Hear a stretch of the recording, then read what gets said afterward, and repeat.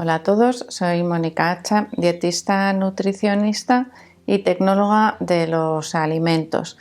Una de las consultas muy frecuentes suele ser por el tema de los gases, de las molestias gastrointestinales y la hinchazón abdominal. Así que hoy vamos a ver unos consejos para reducir esos gases intestinales.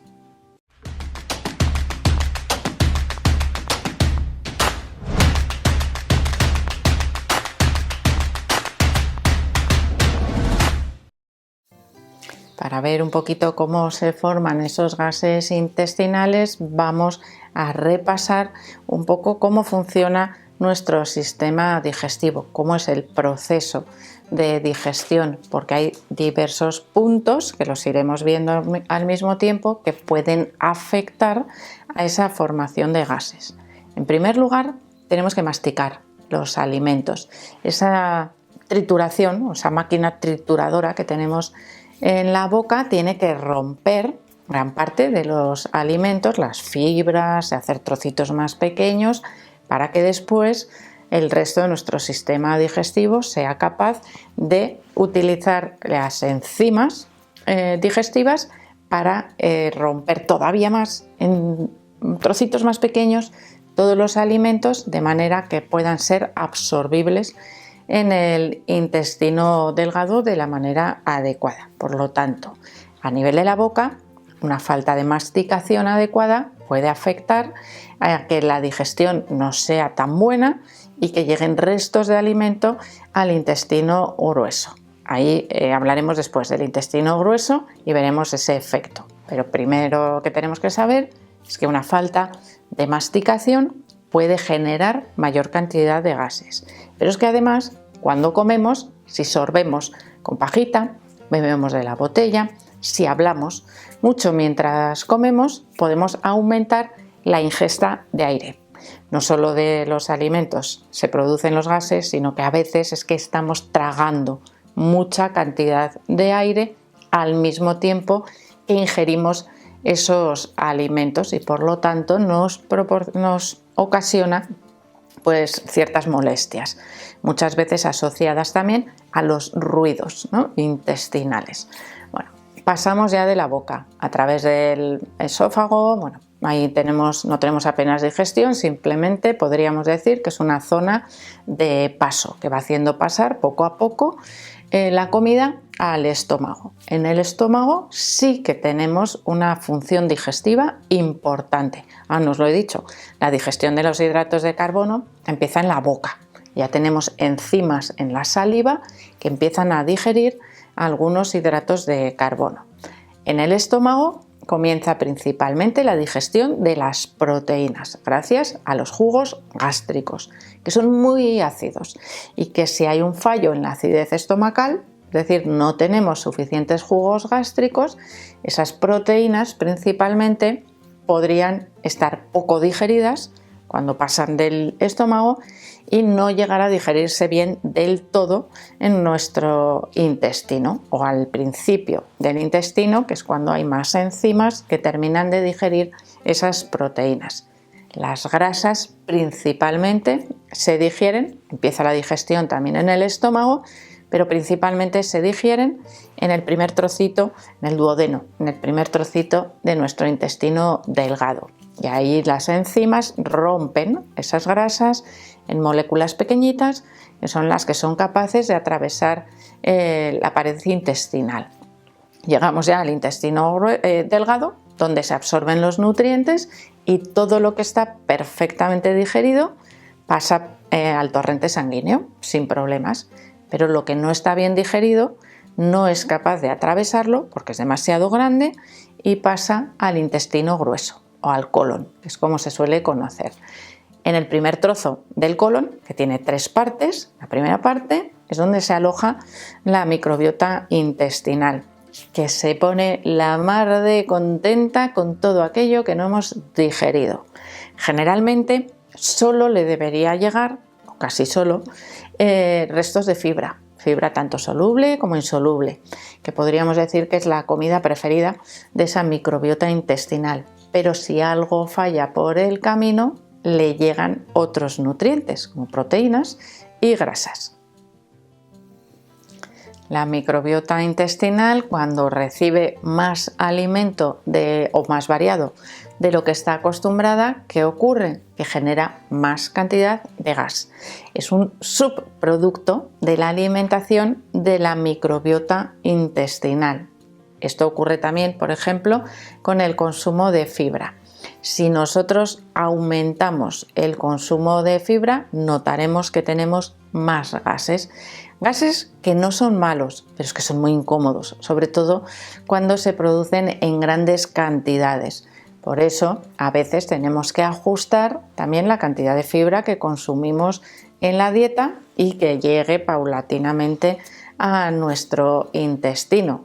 Si no consumimos fibra y queremos aumentar su consumo, lo haremos progresivamente, poquito a poco, para darle tiempo a la microbiota a que se acostumbre, o mejor dicho, para darnos tiempo a nosotros a acostumbrarnos a esa pequeña producción de gas, que ya os digo que es beneficiosa, que no es perjudicial, pero claro, cuando se produce en exceso, pues nos puede causar serios malestares, como esa inflamación a nivel abdominal, aumento de ventosidades, etcétera, etcétera. Entonces, ¿qué hacemos para mejorar o para evitar ese aumento de gases? En primer lugar, masticar bien la comida. En segundo lugar, comprobar si de repente tenemos muchos más gases intestinales de lo que teníamos anteriormente, sí, pues comprobar o ir al médico para ver si algo en nuestro sistema digestivo está fallando. Por ejemplo, la acidez intestinal o la producción de algunas enzimas, tanto hepáticas como pancreáticas, que puedan estar afectando a la digestión. Tendremos que revisar nuestros hábitos. A veces esto es un poco complicado. Es decir, si yo tomo todos los días pues un refresco con pajita, por cierto, agua carbonatada de ese refresco también hace aumentar el gas que yo estoy ingiriendo y también puede aumentar esos gases intestinales. Puedo probar a comer en silencio. Esto me va a costar más, ¿no? Pues si como acompañado, pues igual lo de comer en silencio es un poco difícil. A cerrar la boca por lo menos mientras estoy masticando y no hablar a la vez, que eso también me puede hacer tragar al mismo tiempo más cantidad de aire, es decir, algunas técnicas que podemos utilizar. Además, a la hora de cocinar los alimentos podemos tener en cuenta, y no hemos hablado hasta ahora, de que hay alimentos supuestamente flatulentos, es decir, que generan más gases, pero que a veces depende de cómo se cocinen. Y vamos, por ejemplo, a las crucíferas, coliflor, brócoli, repollo, que generalmente se evitan o se reducen cuando hay mucha producción de gas en nuestro cuerpo. ¿Qué ocurre?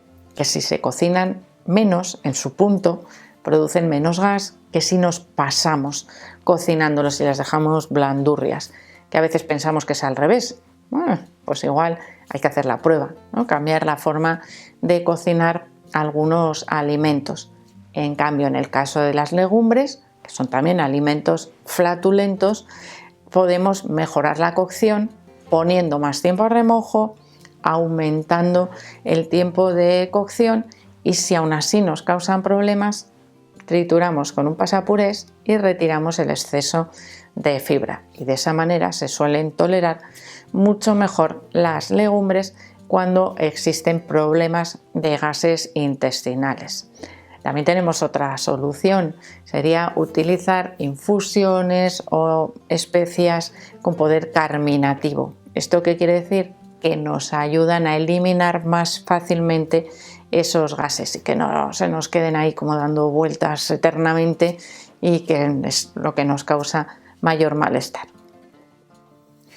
También se suele recomendar, para evitar los gases intestinales, reducir la ingesta de agua durante la comida, hacerlo antes o después, para evitar beber o tragar más aire en esos casos, y evitar mascar chicle. A la hora de mascar chicle es casi yo diría que inevitable ese tragar algo de aire. Claro, si no tenemos problemas no pasa nada, pero si tenemos problemas pues sí que nos puede empeorar esos gases intestinales. el chicle, que sepáis que es una buena forma también para algunas personas de ejercitar la mandíbula, es decir, de fortalecer esa mandíbula y mejorar a veces incluso la forma de la cara. Pero bueno, eso ya sería también otro tema que podríamos hablar, porque estaría asociado también a un déficit de masticación, ¿no? En los alimentos. Bueno, pero como os digo, esto nos daría para otro tema, que ya sabéis que me podéis dejar siempre vuestras sugerencias en la cajita de los comentarios.